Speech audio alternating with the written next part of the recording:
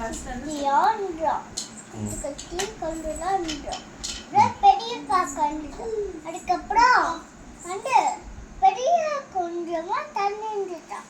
அப்ப எல்லாம் கொஞ்சமாடா தண்ணி இருந்துச்சான்.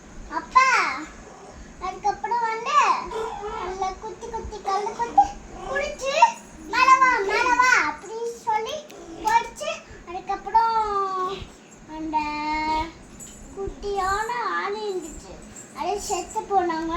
அதை இப்படி கண் காய்ச்சி அதுக்கப்புறம் இப்படி பேயா மாற்றி அதுக்கப்புறம் இப்படி சின்னதாக்கி அது திரி திரி திரிச்சு அதுக்கப்புறம் வந்து அதுக்கப்புறம் வந்து